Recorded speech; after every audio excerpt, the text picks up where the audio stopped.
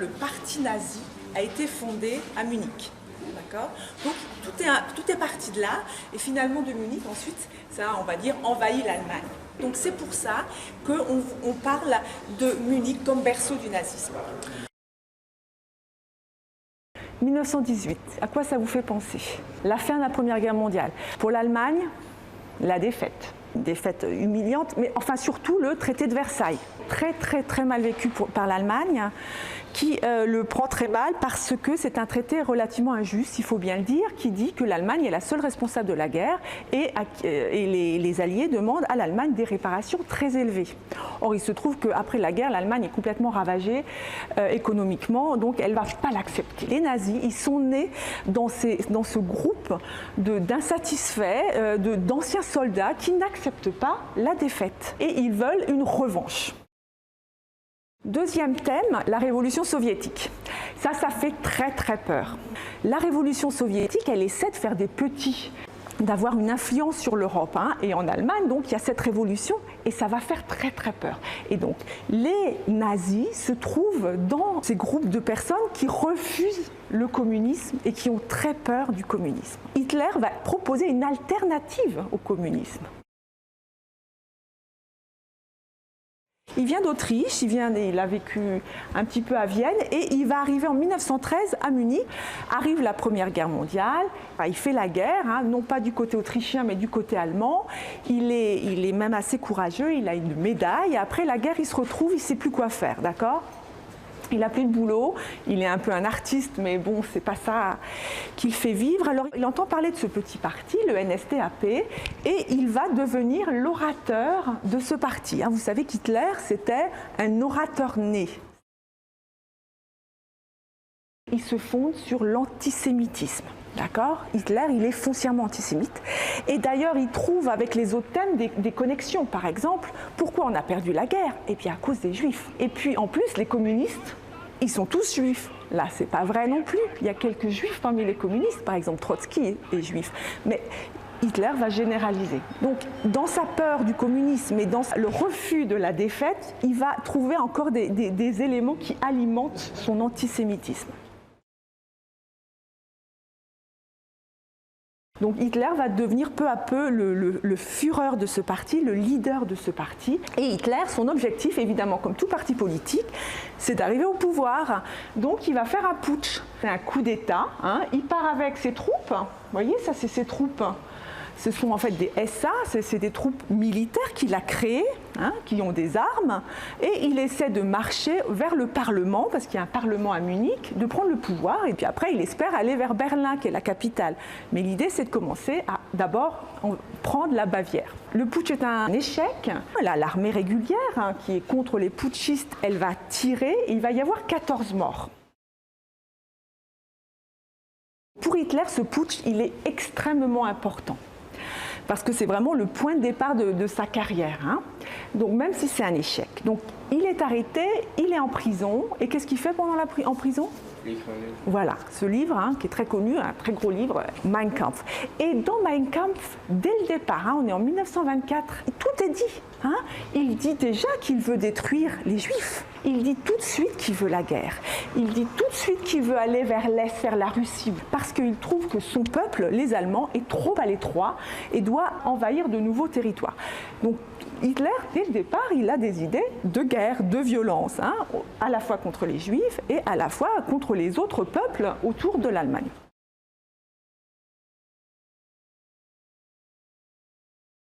En 1928, le parti est ridiculement petit, puisque maintenant c'est un parti qui veut arriver au pouvoir par les élections.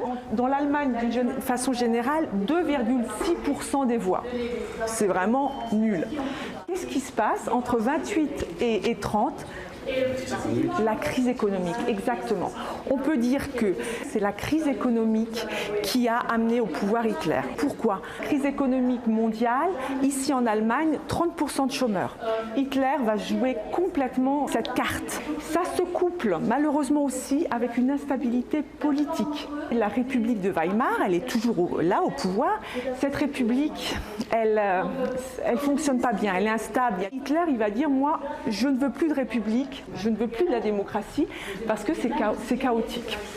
Donc Hitler se présente comme le sauveur de l'Allemagne. Dans cette situation de détresse économique, 30% de chômeurs, c'est quand même une personne sur 3, eh bien Hitler dit c'est moi qui vais vous sauver, c'est moi qui vais créer des emplois.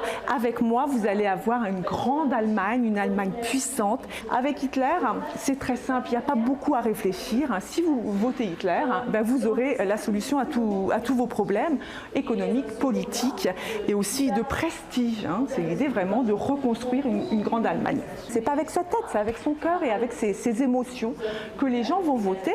Et en 1932, il est donc le premier parti d'Allemagne. Il va aller même jusqu'à 37% des voix en 1932.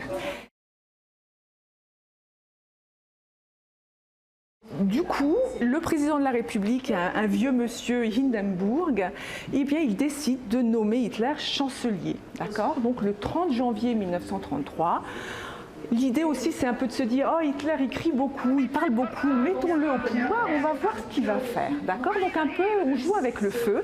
Donc Hitler, il est légalement désigné par le président de la République le 30 janvier 1933, Kanzler, c'est-à-dire chancelier.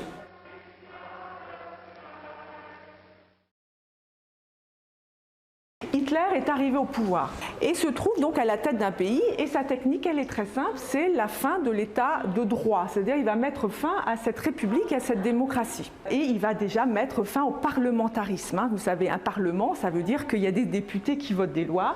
D'abord, ils brûlent, puis après, dans la foulée, les communistes sont interdits, les socialistes. Hitler va interdire tous les partis. À la fin, il n'y a plus que son parti qui a le droit d'exister. Et même Hitler, à partir de 1934, il prend tous les rôles. Il est chancelier plus président. D'accord ? Il a tous les rôles. Donc, en quelques mois, il va vraiment mettre fin à la démocratie, mettre fin au parlementarisme et mettre en place une tyrannie. Et ce drapeau, qu'est-ce qu'il symbolise ? Il symbolise que la ville s'est nazifiée. Ça va se passer pour toutes les villes. Il va en fait nazifier la société au sens où il va mettre tous ces hommes, tous ces supporters aux positions de pouvoir. En revanche, tous ces opposants, où est-ce qu'il va les mettre ? Dans les camps de concentration. D'accord ? Donc c'est simple. Mes amis au poste de pouvoir, mes ennemis en camp de concentration. Les camps de concentration, une invention d'Hitler.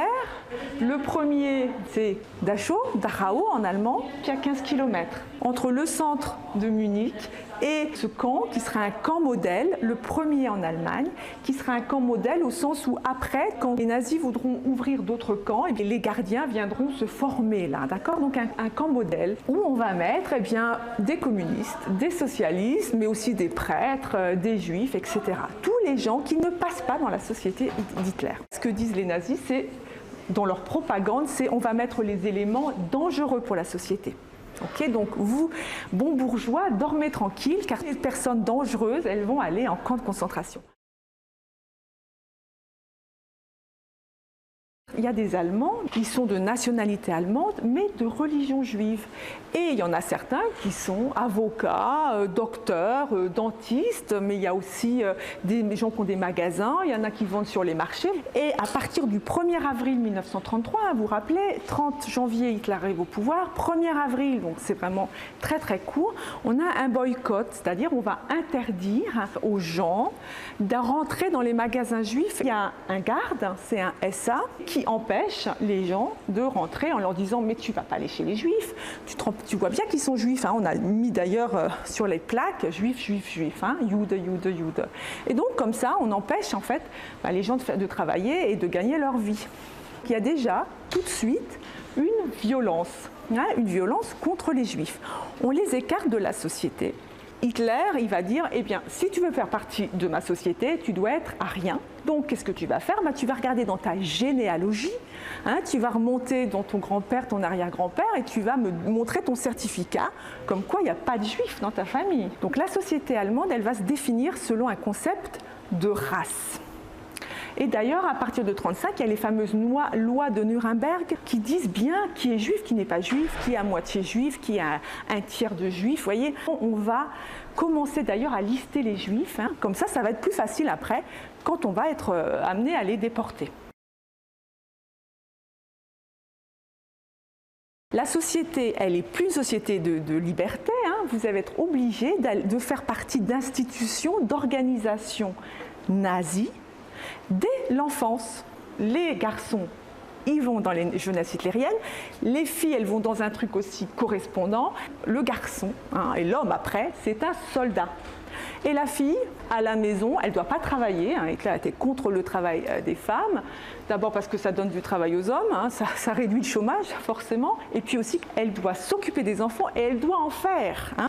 Hitler disait 5 enfants minimum. 5 enfants parce qu'on veut faire une grande Allemagne, hein, qui soit puissante. Hein. Et donc la femme, elle fait les enfants et en plus elle les éduque selon l'idéologie nazie. Voilà, donc la vision d'Hitler, elle est très conservatrice. Hein. L'homme, quand il travaille, il va dans un syndicat, éventuellement c'est un syndicat nazi. Quand vous êtes étudiant, vous adhérez au groupe étudiant nazi.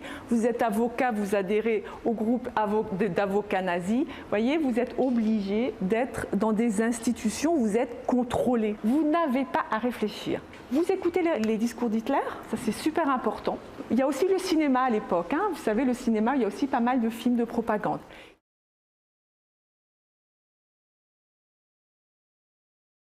Qu'est-ce qui se passe si vous n'écoutez pas un discours de radio d'Hitler ? On peut se faire arrêter. On peut se faire arrêter.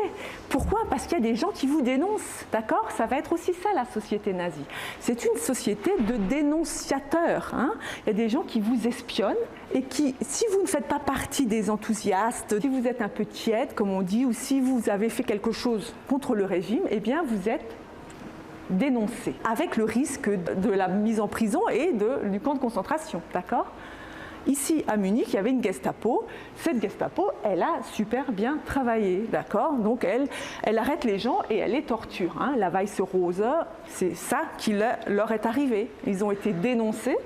Dans la grande université, ils jettent des brochures. Le gardien les voit et les dénonce. Et donc, ils sont arrêtés. Ils sont à la Gestapo, ils sont torturés. Hein, et puis ensuite, ils vont être exécutés. Vous voyez, donc, les deux pôles de la société, c'est d'un côté, je te séduis par la propagande. Hein, et de toute façon, tu n'as pas à réfléchir. Je te bourre la tête de ces idées. Et de l'autre côté, si quand même tu veux penser d'une autre manière, eh bien, tu risques ta vie. Donc, vous voyez un petit peu la technique de cette société, qui est une société totalitaire, c'est-à-dire elle s'occupe de tout.